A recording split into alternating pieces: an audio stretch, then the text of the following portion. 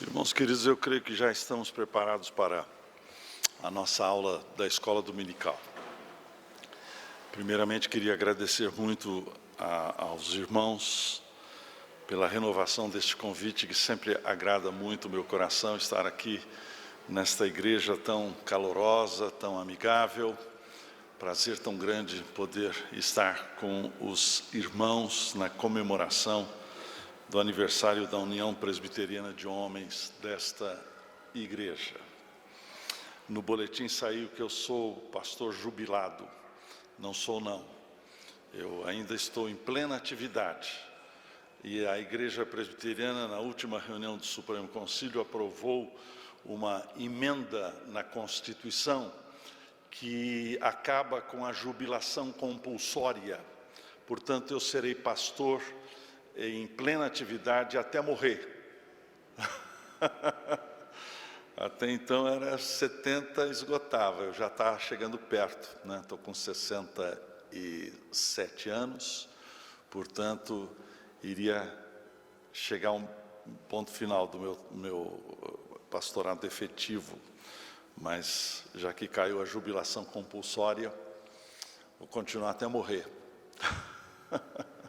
É bom, né, reverendo? Meu pai era pastor também, foi chamado à presença de Deus há algum tempo atrás. A jubilação para ele foi uma coisa assim muito traumática. Ele com 70 anos, em pleno vigor, cheio de sabedoria, de muito conhecimento, de repente cortou o ministério dele. Aí ele comprou um sítio na praia, morava em São Paulo, comprou um sítio na praia no Espírito Santo. Cortou as calças dele, fez bermudas. Aí o papai, que era um pastor nato, né? Ele começou uma série de reuniões de oração na casa dele. Não demorou muito tempo, essas reuniões de oração se transformaram numa congregação, e não demorou muito tempo, aquela congregação virou uma igreja, né? Então, é isso que eu quero fazer também, até o fim da minha vida, né? Se Deus me permitir. O tema que me propuseram nesta manhã é um tema bastante caloroso, visto que nós estamos vivendo um momento muito diferenciado na história das relações humanas, que é a questão do feminismo. O feminismo, na verdade, está vivendo a sua terceira onda. A primeira onda, na verdade, não era propriamente feminismo, porque a palavra feminismo, o ismo, importa num sistema, novamente, um sistema novo, que fala a respeito da visão da sociedade. Não existia praticamente nenhuma ideia de feminismo antes dos anos 60. A segunda onda é uma onda muito recente. A primeira onda era a respeito dos direitos da mulher, com a qual nós efetivamente concordamos, não é? O direito ao voto, o direito à propriedade, o direito ao pátrio poder, né? Porque até por volta dos anos de 1900, as mulheres não tinham o direito nem sequer à propriedade, e não tinham direito a voto, não tinham o direito de ter o poder da relação com seus filhos, né? Se porventura o casamento cessasse, as mulheres não tinham o direito dos seus filhos. Então, evidentemente, este primeiro momento do poder das mulheres é um momento com o qual nós concordamos. De 1960 para cá, começam a surgir alguns outros movimentos, especialmente por parte da sua mais importante protagonista, que foi Simone de Beauvoir, quando ela escreve o seu livro Le Deuxième Sexe, ou O Sexo Secundário. Aí então ela mostra uma nova visão a respeito do que ela entendeu sobre uma visão contrária ao patriarcalismo. O que Simone de Beauvoir propunha era uma nova estruturação da sociedade. Ela não acreditava propriamente de que a sociedade estabelecida por famílias fosse a sociedade ideal. Ela, socialista que era, seguindo o seu amante, que foi Jean-Paul Sartre. Jean-Paul Sartre foi o mais importante filósofo da atualidade. A visão da filosofia existencialista, especialmente a filosofia existencialista pessimista, foi trazida à tona por Jean-Paul Sartre, ele também um socialista. Ela seguiu a sua visão de sociedade. O que ela está propondo era o seguinte, que não houvesse mais núcleos familiares, mas que o Estado abarcasse todas as relações. O que ela propôs, então, é que houvesse um grupo de mulheres que se dedicassem à maternidade, ou melhor, que elas pudessem gerar filhos em nome do Estado. E estes filhos seriam gerados por pais mais potentes, por pais mais robustos, mais saudáveis, para que as crianças nascessem também mais saudáveis. As crianças não pertenceriam, os filhos não pertenceriam mais à família, mas pertenceriam ao Estado. E aí então Simone de Beauvoir, trazendo isso à tona, o que ela fez foi no sentido de liberar as outras mulheres para a sua potencialidade, porque o que ela entendia é que a maternidade é de fato alguma coisa que suga a mulher por dentro, tira a sua potencialidade, a sua criatividade para servir melhor nas outras áreas da sociedade. Evidentemente, isso tornou-se até alguma coisa que foi experimentada, especialmente no meio do Israel moderno, através dos kibbutz. No entanto, se mostrou, evidentemente, um fracasso o que ela estava propondo. O que ela tinha como grande inimigo a ser vencido era o patriarcalismo, ou melhor, o governo do pai. E ela entendia que a literatura judaico-cristã era que impedia, na verdade, este novo sistema, o sistema feminista, não é? E então, o que ela compreendeu, que o patriarcalismo tem o seu maior sancionador, que é Deus o Pai. Então, ela foi a inspiradora para trazer à tona novamente a visão do paganismo antigo, que era a adoração das deusas. Porque o feminismo, na verdade, é uma tentativa de definir a realidade como um todo, não é? Inclusive a forma de se falar, a língua, né? Porque o que Simone de Beauvoir entendeu é que foram os homens que cunharam as palavras. E tendo eles cunhado as palavras, eles também, através das palavras, definiram a realidade. E as feministas, inspiradas por Simone de Beauvoir, pretendem fazer o seguinte, uma redefinição de três áreas especialmente. Definirem-se a si mesmas, meu corpo, minhas regras. Segunda coisa, definirem a realidade. E terceira coisa, definirem a Deus. Ao definir a si mesmas, elas estão dizendo basicamente o seguinte, que há necessidade de um empoderamento das mulheres para que elas possam assumir, portanto, novos papéis na sociedade. Segunda coisa, definirem a realidade toda, então, todos os aspectos, todos os âmbitos da realidade precisam ser redefinidos. Por exemplo, a medicina precisa ser redefinida, porque a medicina é alguma coisa que é uma área, um reduto masculino. Então, a medicina precisa ser redefinida, trazendo à tona a medicina antiga, não é? Que era a medicina das bruxas, dos ungüentos, das poções, das apalpadelas, dos líquidos, dos humores, não é? Então, Simone de Beauvoir, no seu livro, afirma categoricamente que as bruxas eram as médicas antigas. E elas, então, foram trucidadas, foram mortas pelos homens, para que os homens, então, impusessem a sua medicina, né? Como eu disse, então, a língua também, a forma de se falar, o cunhar das palavras as palavras foram cunhadas pelos homens, então precisa se redefinir, não é mais presidente, é presidenta, e assim por diante, né? É uma redefinição das palavras para redefinir a realidade. Então, o que Simone de Beauvoir propôs foi tocar em todos os aspectos da realidade, inclusive a espiritualidade. Simone de Beauvoir era uma mulher extremamente competente, inteligentíssima. Ela tinha só 9 doutorados, né?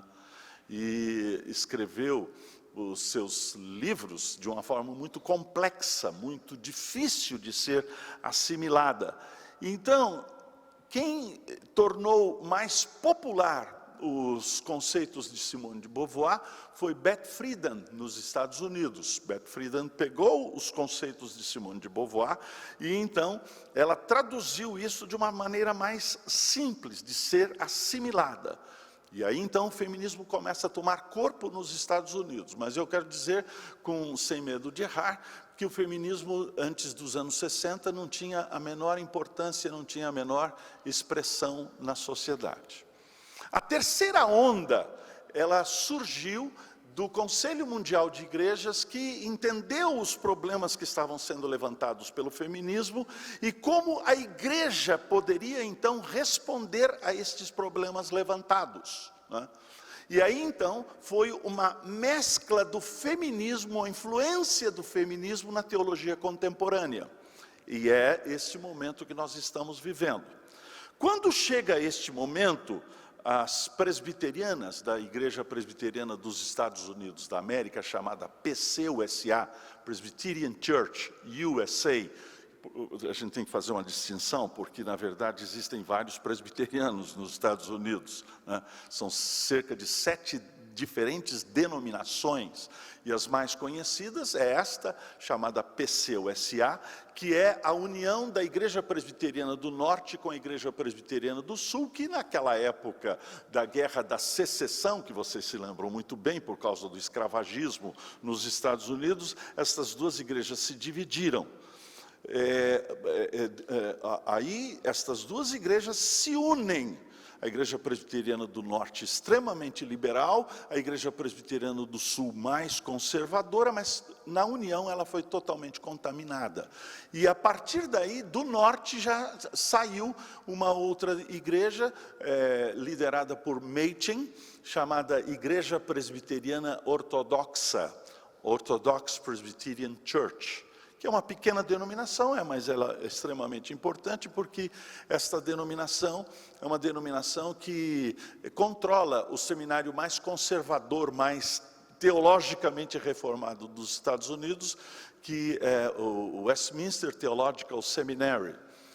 Depois da união, surgiram diversas outras denominações. Surgiu a PCA, a EPC, a BPC e assim por diante. Da união, o liberalismo teológico tomou conta desta igreja. E aí, então, as feministas tiveram um espaço bastante significativo na igreja que se formou, chamada PCUSA. Quando da união, eles eram cerca de 12 milhões de presbiterianos. Era a maior denominação presbiteriana do mundo. O liberalismo teológico destruiu aquela denominação. Hoje eles não são mais, eles não chegam a ser 1 milhão de presbiterianos nesta denominação. As últimas estatísticas afirmam que eles são cerca de 800 mil presbiterianos. Eu estive esses dias atrás em Boston e uma das coisas que me chamou a atenção é exatamente aquelas grandes igrejas construídas em pedra, igrejas robustas, maravilhosas e tal. A característica das igrejas presbiterianas agora, naquela região, especialmente do norte dos Estados Unidos, é a sua identificação com o movimento LGBT, que coloca na porta da igreja, na entrada da igreja, do lado de fora, a bandeira gay. Foi ali que eu comecei a me preocupar, porque a Igreja Presbiteriana do Brasil recebeu uma proposta para que nós restabelecêssemos as ligações com a Igreja Presbiteriana dos Estados Unidos.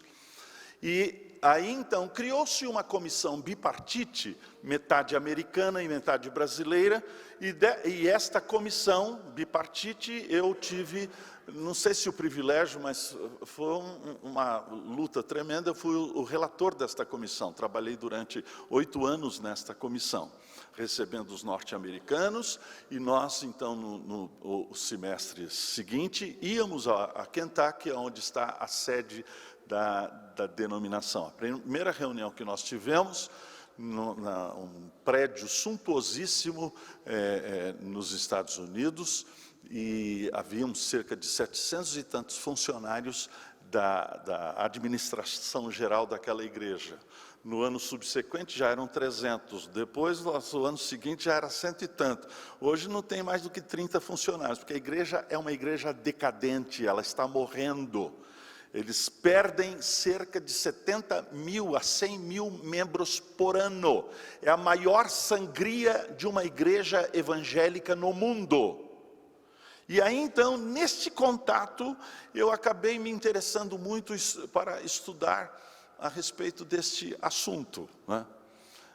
Nos levaram várias vezes para a editora desta denominação, e davam sempre liberdade para que a gente pegasse os livros que a gente quisesse, pudesse levar e tal.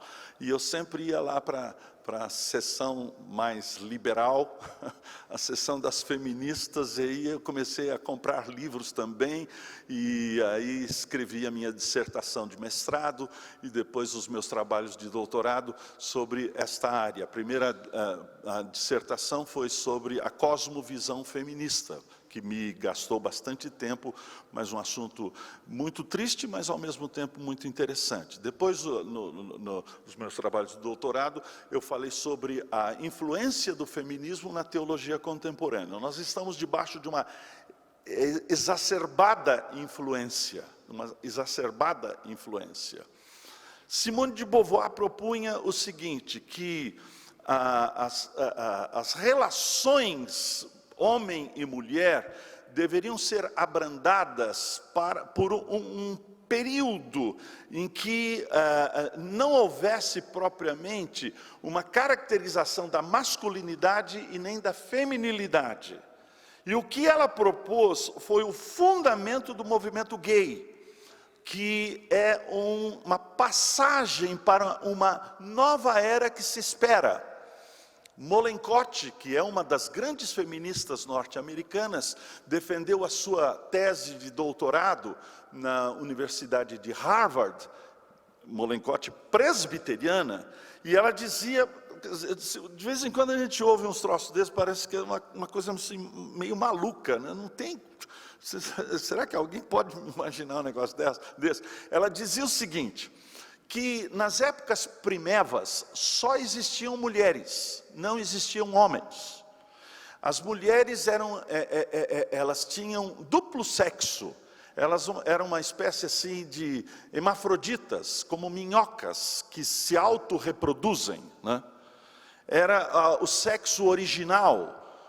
Tese de doutorado, foi aplaudida esta tese.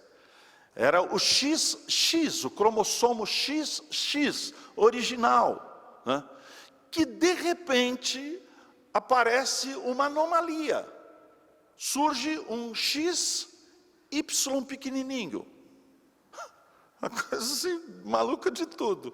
E são os homens que apareceram, né? E os homens apareceram e esta anomalia era uma coisa monstruosa. E por isso os homens se tornaram mais fortes e dominantes, não é? E Mollenkott afirma o seguinte, que o último reduto da imposição dos homens sobre as mulheres é na relação sexual. Então ela propõe o seguinte, não mais relação sexual de desiguais, mas uma relação sexual de iguais, de tal forma que nas épocas, nós estamos vivendo esse período, que é um período sombrio, é um período nebuloso, cinza, é uma passagem para uma nova era que está para surgir, que é a era novamente do sexo único, que é o sexo feminino, o sexo das mulheres, né? Então, nós estamos vivendo essa passagem do movimento gay, né? Que não é nem homem, nem mulher, para que se chegue então. E aí então as teólogas feministas disseram o seguinte, tomando como base a teologia da libertação, que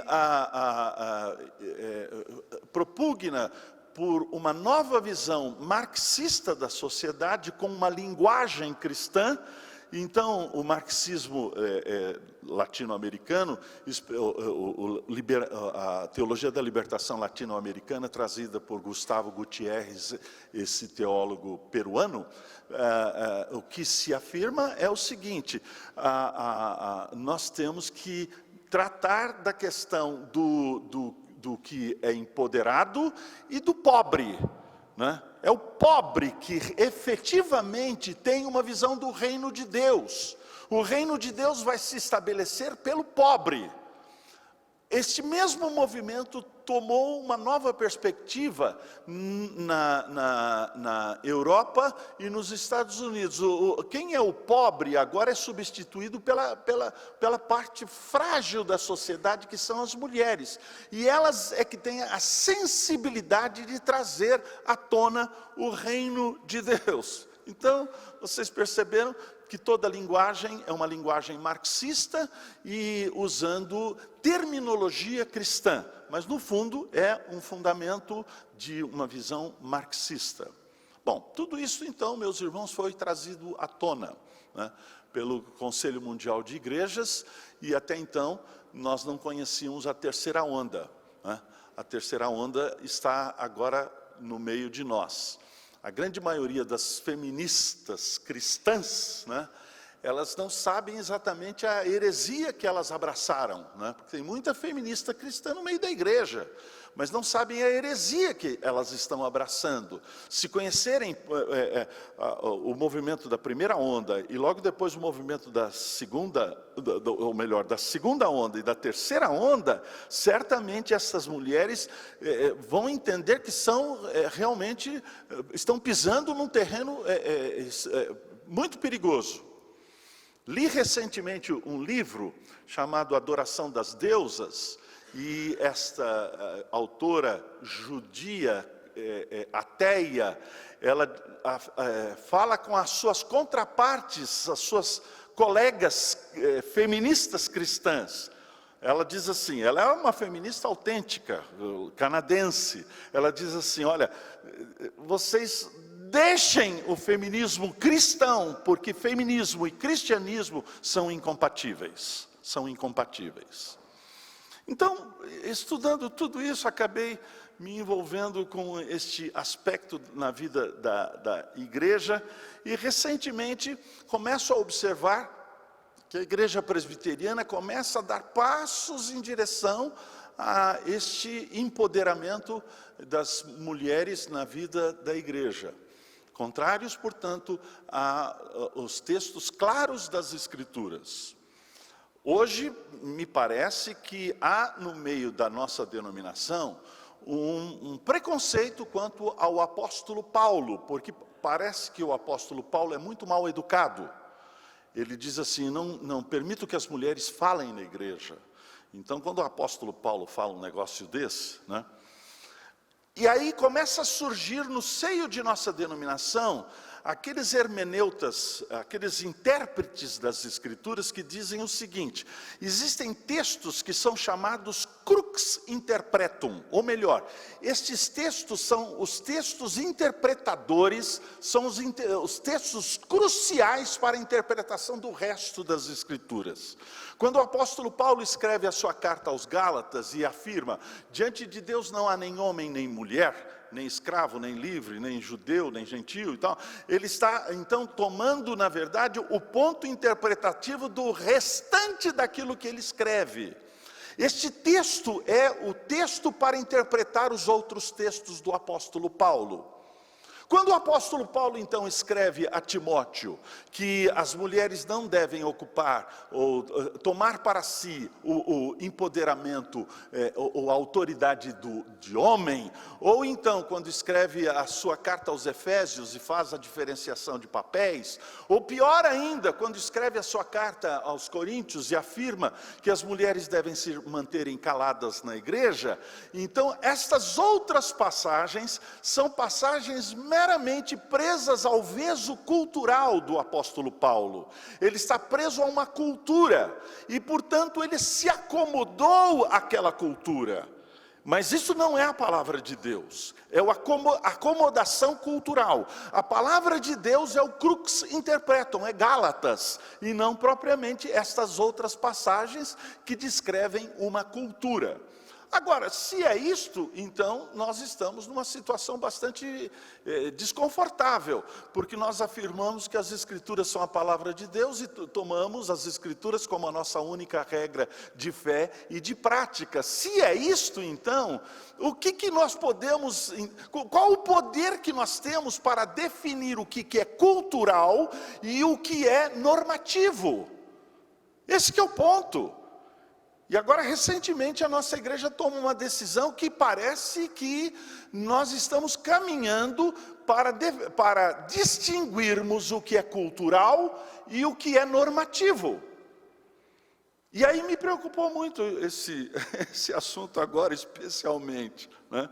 Porque o apóstolo Paulo, na primeira carta aos Coríntios, no capítulo de número 14, quando trata a respeito deste assunto e faz esta declaração peremptória de que as mulheres não podem falar na igreja, ou melhor, elas não podem assumir o papel de autoridade masculina.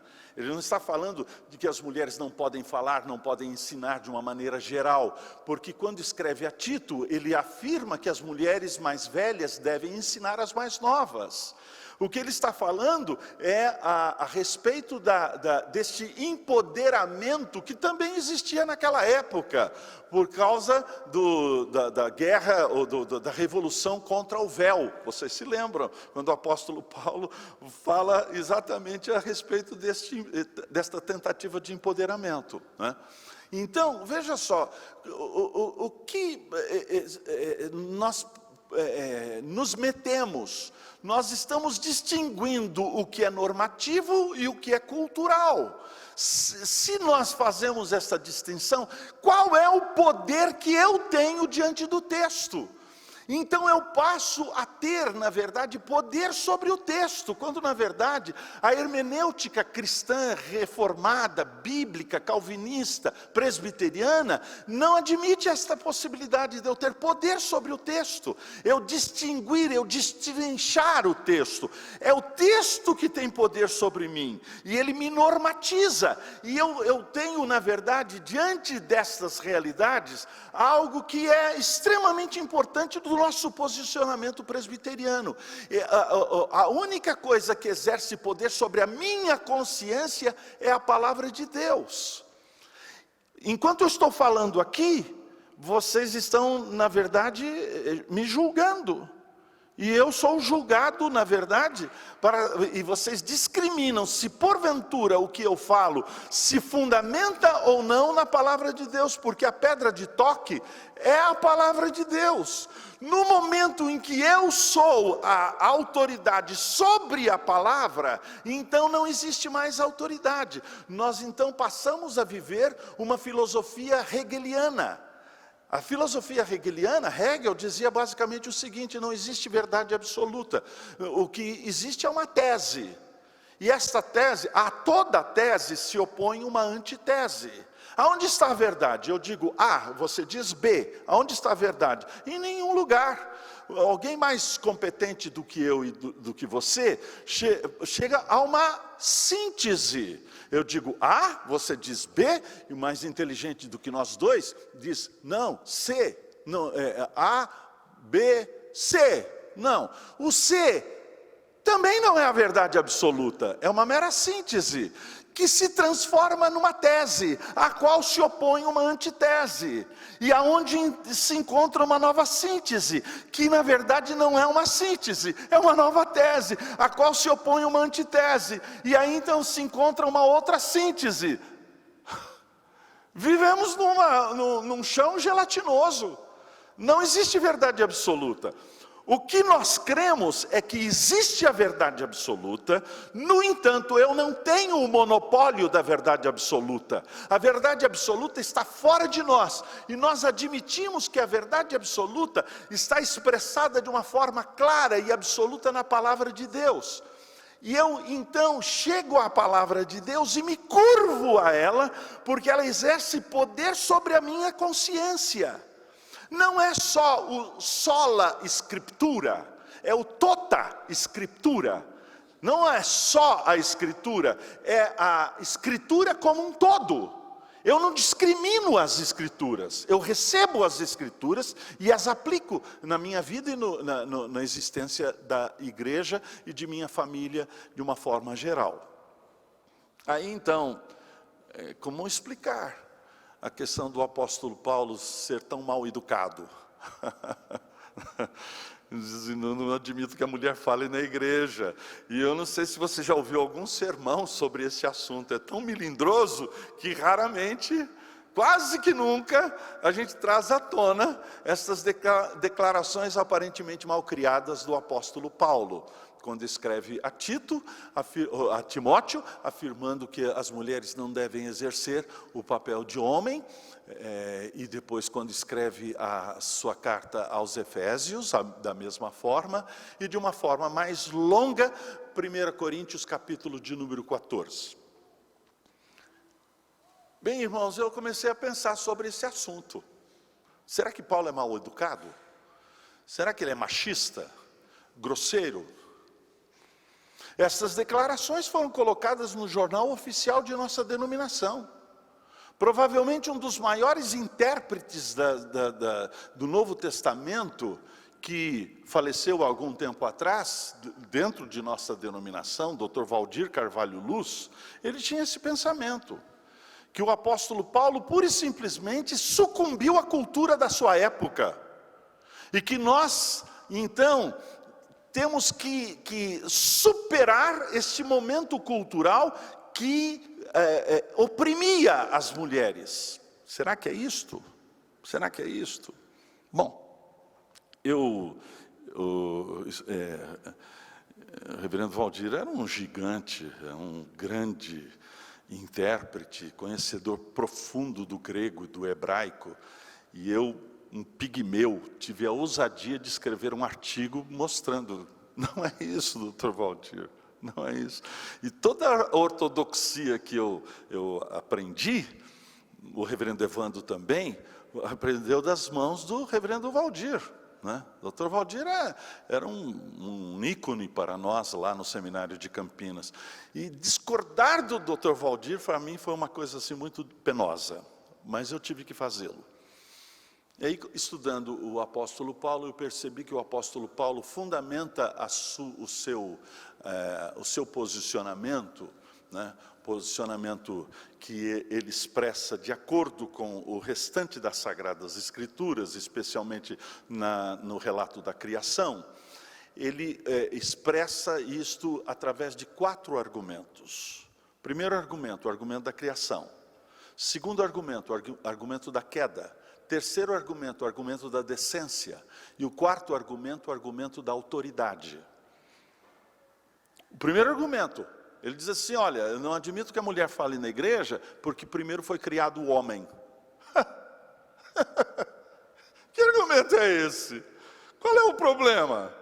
Só porque o homem foi criado primeiro, a mulher não pode falar na igreja? Ou melhor, ela não pode exercer a autoridade de homem dentro da igreja?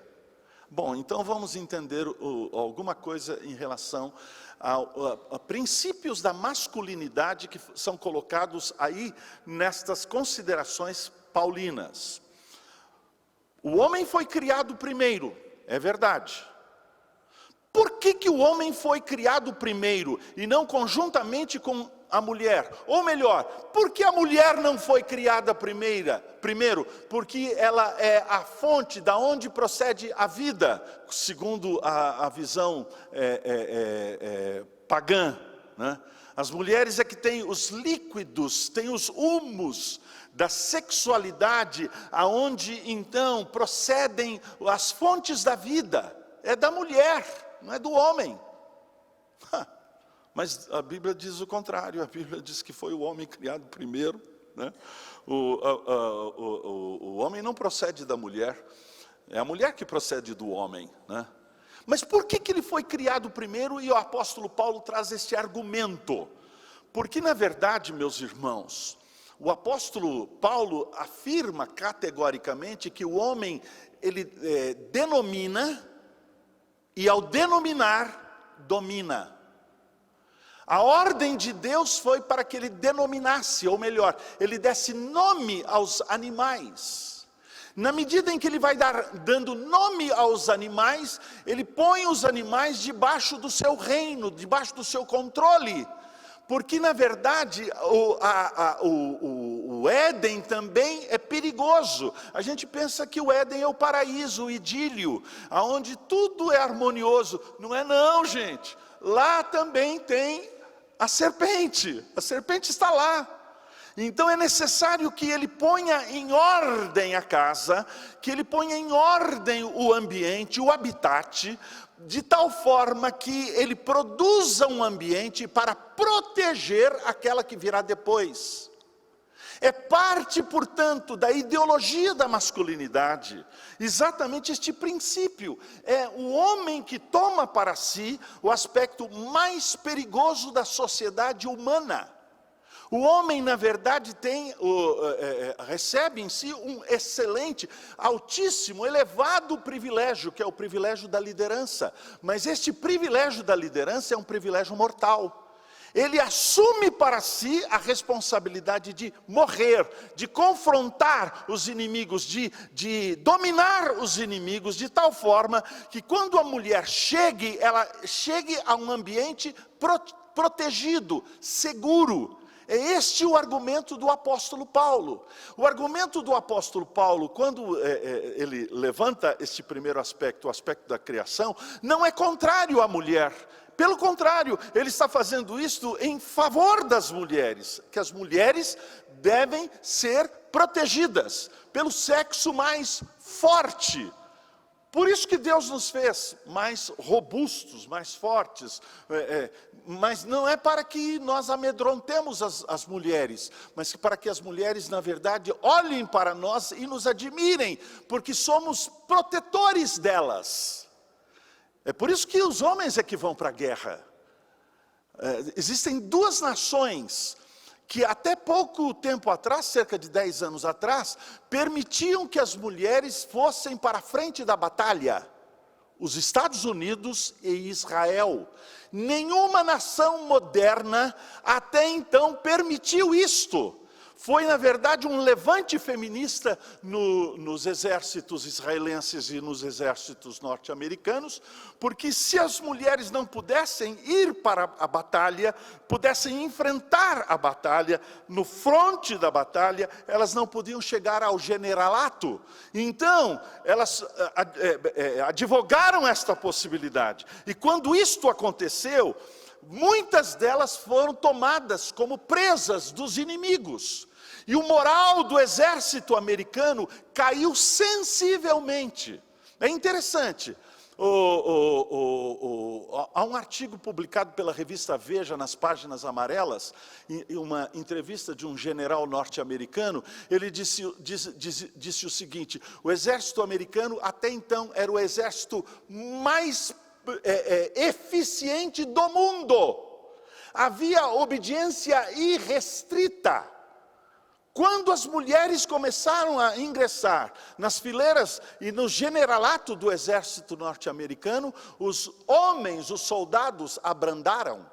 E quando abrandaram, na verdade, eles não fizeram com que as mulheres se tornassem machonas, é que os homens abrandaram e se tornaram menos homens no exército. Na verdade, o exército norte-americano e o exército israelense decidiu que não deveria haver mulheres no fronte da batalha, como sempre aconteceu.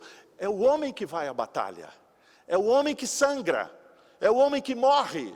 E aí, ontem eu estava falando sobre isso, na verdade, detalhes da nossa convivência com as mulheres, e que mostram o aspecto que o homem assume sobre si a responsabilidade mais pesada, mais perigosa, né?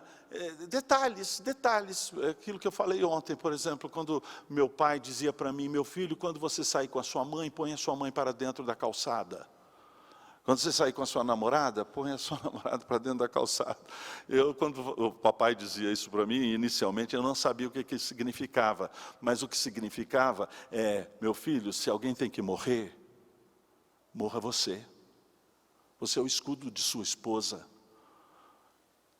Mas hoje está acontecendo, parece que é o contrário, não é verdade? Quando chega um ladrão dentro de casa, o marido pusilânime, covarde, coloca a esposa na frente, né, como escudo, mata ela. Né? Me faz lembrar os testemunhos de alguém que dizia assim: olha, eu não tenho culpa nenhuma, a Marise que tem culpa. Põe ela na frente, não é não? Nós estamos perdendo, na verdade, o cavalheirismo. Nós estamos perdendo esta ideia, este princípio da masculinidade extremamente importante, afirmado na declaração do apóstolo Paulo. Primeiro foi formado o homem, questão da criação. Então você percebe o seguinte, que o apóstolo Paulo não se fundamenta em nenhum argumento cultural. Ele argumenta em declarações para além da cultura, são argumentos universais. Segundo argumento, a mulher é que foi enganada, é o argumento da queda. Aí dá a impressão de que a mulher é mais vil do que o homem. Não. É que de repente aparece uma figura assim inusitada, estúrdia, lá no paraíso, uma serpente, que bate um papo com ela, conversa com ela. A serpente está instrumentalizada, porque na verdade ali está o mestre da desfaçatez, aquele que usa de estratagemas para enganar. E o que acontece? Paulo diz: a mulher foi enganada. Mas preste bem atenção, o homem não foi.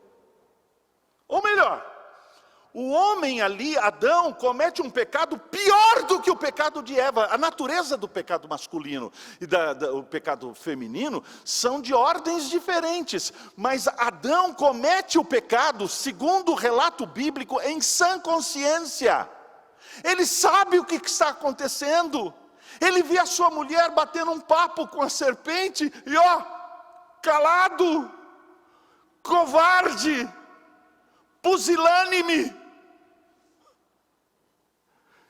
Ele deveria ter dito assim: meu bem, não, para proteger você, querida, essa serpente tem que conversar comigo, sou eu o líder desta casa, eu vou pisar a cabeça desta serpente, ainda que ela me fira o calcanhar, porque ele era o primeiro Adão, e logo a seguir o segundo Adão, na verdade representa aqueles que estão diante de uma responsabilidade social representativa, representa a raça humana. E ele calado, a mulher pega do fruto, ele está tão próximo dela, que ela estende a mão para ele, e ele pega do fruto, covarde.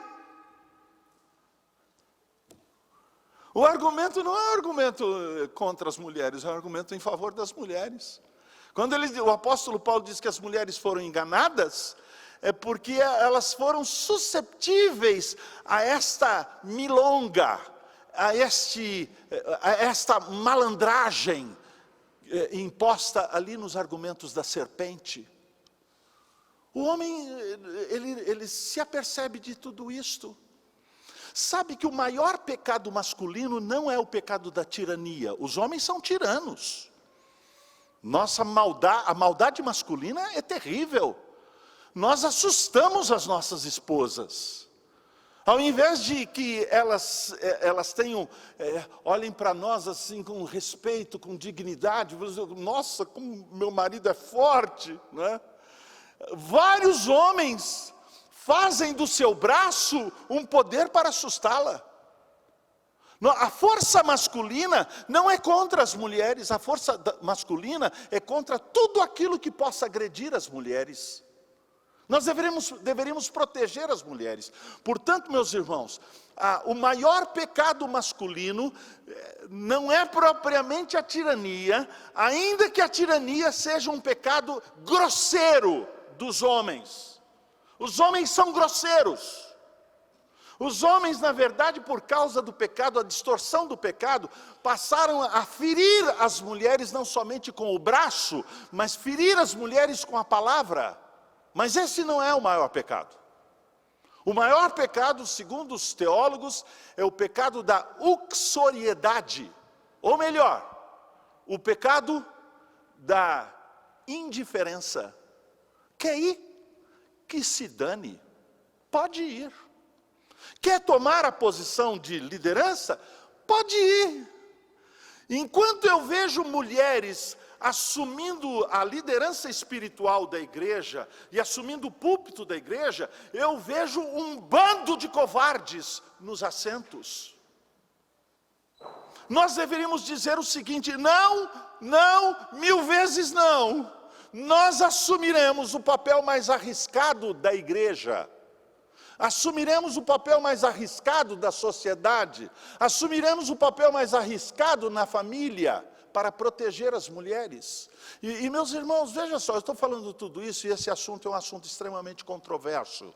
E sendo um assunto controverso, eu vejo este auditório. Ainda bem que eu estou mais distante, eu não posso ver muito a face de vocês, assim, os olhos de vocês.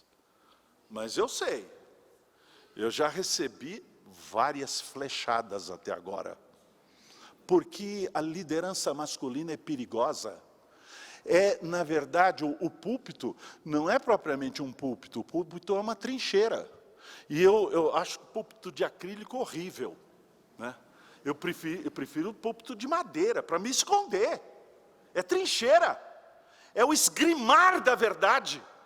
E nós atacamos, na verdade, a mentira, a falsidade, a semi-verdade, a meia mentira. E isso é perigoso, e é um papel que os homens deveriam assumir. Enquanto eu vejo mulheres tolas no púlpito, eu vejo homens covardes no auditório. É isso que o apóstolo Paulo está dizendo. Ele está dizendo isso em favor das mulheres. Em outras palavras, homens, assumam a liderança, morram, sangrem. Porque, na verdade, meus irmãos, eu já tenho sido alvejado muitas vezes. Eu já estou acostumado. Eu carrego cicatrizes, muitas cicatrizes. Mas uma cicatriz no rosto de um homem, assim, é motivo de honra. Mas uma cicatriz no rosto de uma mulher é motivo de vergonha. É o homem que assume, portanto, dentro deste princípio da masculinidade, o aspecto mais perigoso da sociedade humana. É por isto, então, que Paulo condena a atitude de nosso primeiro pai e afirma que Eva, tendo sido tola, Adão jogou Eva para se esfolar. Ele expôs Eva ao perigo, quando ele deveria defendê-la.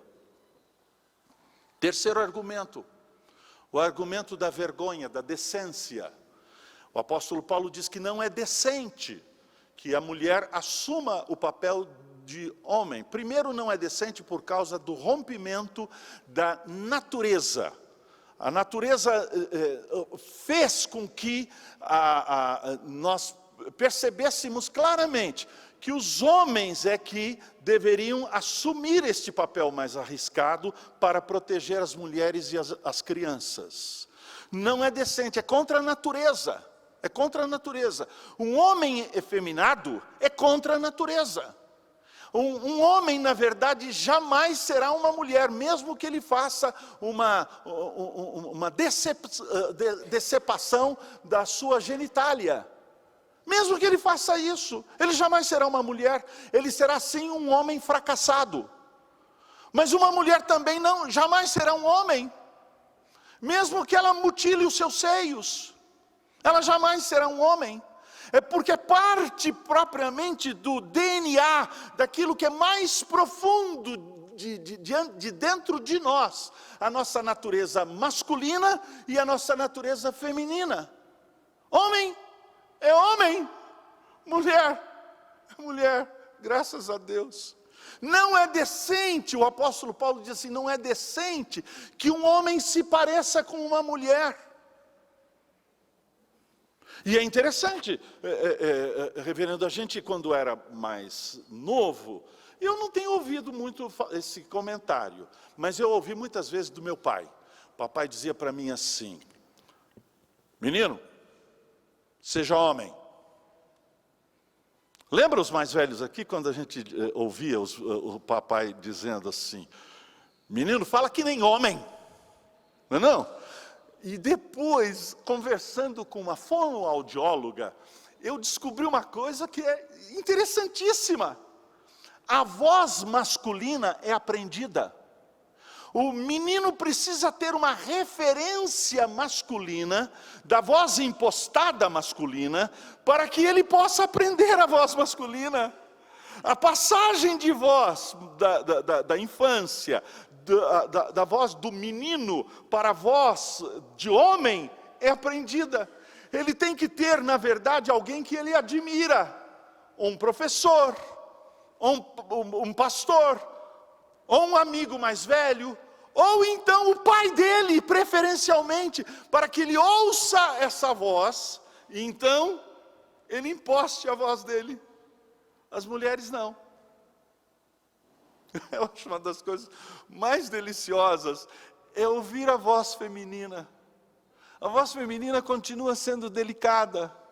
A voz feminina, na verdade, não muda muito da voz da adolescência. A voz infantil. E então, meus irmãos, o que está acontecendo nos nossos dias? Porque não há propriamente esta passagem. O que está acontecendo é que os homens hoje estão se perpetuando na adolescência. Você encontra um camarada de 40 anos que é um verdadeiro bobão. Ele continua, na verdade, brincando com um joguinho de videogame a madrugada inteira. Ele é um tonto. Ele não assume a masculinidade dele. É por isso que nós estamos vivendo numa época extremamente difícil, porque as mulheres, as meninas, estão se desenvolvendo, crescendo. Quando eu comecei o meu ministério na primeira igreja, nós tínhamos cultos de formatura, e os cultos de formatura, 80%, 90% eram homens. Hoje, o curso de medicina, advocacia e engenharia, a maioria é mulher. E o que está acontecendo é que as jovens estão tendo dificuldade de encontrar marido. Por quê? Porque só dá bobão. Aqueles tontos. O cara entra em contato com ela, quer namorar e tal. A primeira coisa que ele pensa é levar essa menina para a cama. Ele quer, na verdade, usá-la. Ele não tem um relacionamento sério com ela. Ele não pretende ser marido dela. Ele não pretende ser pai dos filhos dela. Ele é um tonto. Meus irmãos, nós estamos vivendo um desequilíbrio. Mulheres, homens de verdade, é produto em escassez. Nós estamos vivendo esse período. A adolescência masculina, portanto, está esticando. E aí o apóstolo Paulo mostra claramente que não é indecente. Essa troca de papéis, isso é indecente.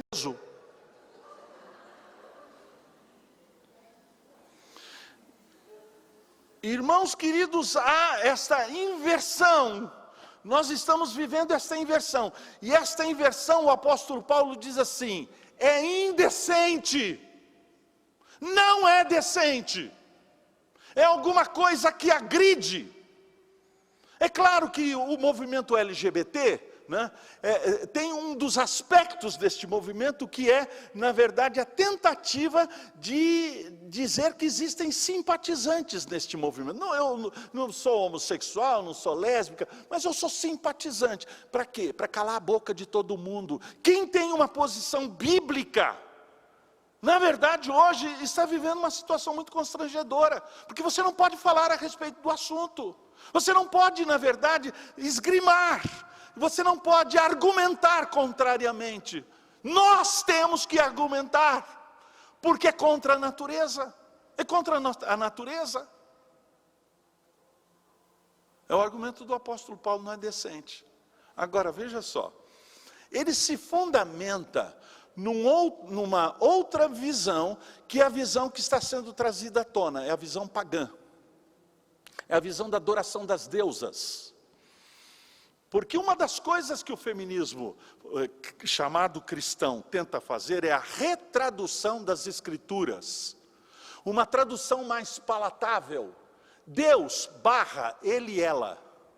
Homem / homem e mulher.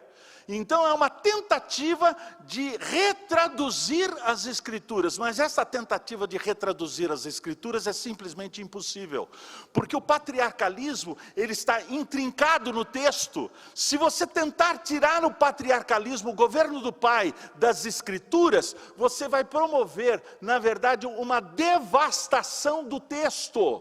É por isso que as feministas, entendendo isto, deixaram de retraduzir as escrituras de forma mais palatável. Abandonaram isto. Sabe o que elas fizeram? Abandonaram o texto. E aí então começaram a introduzir na vida da igreja os textos gnósticos, os textos pagãos. Porque nos textos pagãos, o feminismo, em termos de adoração das deusas, é antiquíssimo. O que acontecia? Acontecia que nos dias do apóstolo Paulo, esta adoração das deusas estava em efervescência. A deusa Diana dos Éfesos, a deusa Esculápio, e assim por diante. Quem é que liderava, na verdade, os aspectos espirituais, os aspectos sacerdotais da igreja? As mulheres. Eram chamadas de sacerdotisas no templo de Diana, por exemplo, sacerdotisas.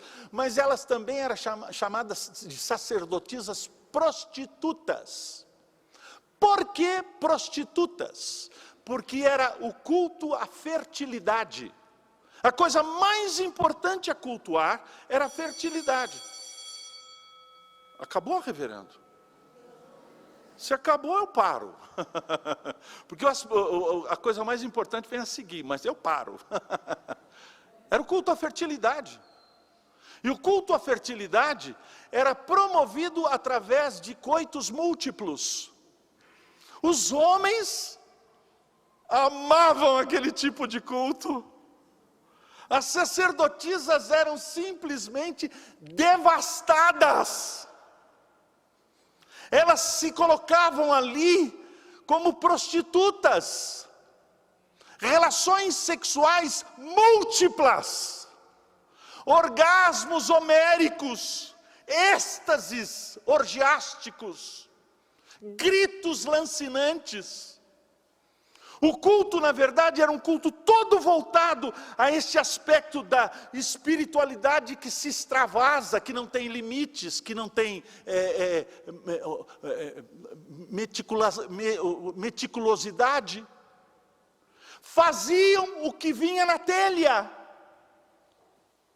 Meus irmãos, nós estamos vivendo esse tipo de culto nos nossos dias. A coisa está leve e solta. O extravasar. É a psicologia moderna, porque a psicologia moderna diz assim, não retenha nada, põe tudo para fora. Se você está com ódio, né? Porque não tem virtude nas coisas. Não há virtude. Se você quiser atravessar uma velhinha para o outro lado da calçada, faça. Mas se você quiser da mesma forma dar um pontapé na canela dela, faça. Não tem virtude em coisa nenhuma. A virtude é extravasar, é pôr para fora. É esse tipo de culto que nós estamos vivendo. E o apóstolo Paulo, então, toma este aspecto, que é um aspecto degradante da cultura, porque, na verdade, nós não nos submetemos à cultura. O cristianismo não se submete à cultura. O cristianismo, na verdade, é uma contracultura. Nós chegamos e mudamos a cultura. A cultura é uma cultura depravada. O pecado depravou a cultura, mas a nossa presença muda a cultura. Muda a cultura. Aí o apóstolo Paulo diz o seguinte, isso era lá. E haviam muitas mulheres egressas do paganismo. E o apóstolo Paulo então diz aos homens, aqui não. Nós não usaremos as mulheres. As mulheres não serão abusadas. Elas serão honradas. Haverá honra por parte dos homens em relação às mulheres. As mulheres serão honradas. Nós as protegeremos. Nós morreremos por elas. Esse é o argumento do apóstolo Paulo. E o quarto argumento, então, para terminar, reverendo, que meu tempo já foi embora. O quarto argumento é o argumento da autoridade. A autoridade tem a ver com autoria. A autoridade tem a ver com autor. A igreja presbiteriana não tem autoridade, nem mesmo o Supremo Concílio, de passar a autoridade para os pastores e dizer para os pastores que eles têm autoridade agora de definir quem vai para o púlpito, quem não vai. Nem de longe, nem matando. No momento em que eu suplanto a autoridade do autor, eu não tenho mais autoridade. Eu tenho autoritarismo, e na igreja está cheio de autoritários. Por quê? Suplantando a autoridade do autor, colocando na verdade no lugar do autor a cultura, colocando no lugar do autor o meu entendimento, a minha criatividade. Porque na verdade, meus irmãos, nós somos muito criativos.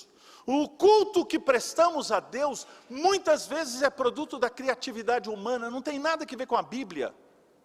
E pelo fato de sermos muito criativos, nós adoramos a Deus de acordo com o que nós idealizamos mentalmente de Deus na nossa cabeça. E então somos idólatras. Cultos, na verdade, que se fundamentam num conceito pecaminoso de quem é Deus. Sabe por quê? Porque, na verdade, tudo aquilo que nós fazemos na igreja, e que nós estamos fazendo aqui, há uma representatividade. Se porventura nós estivéssemos orando aqui, Mãe Nossa que está nos céus, se um menino da classe lá de juniores, ou das crianças, ele aprendesse a orar a Mãe Nossa que está nos céus, ao invés de orarmos o Pai Nosso que está nos céus, a religiosidade dele seria diferente, porque é uma representatividade em tudo.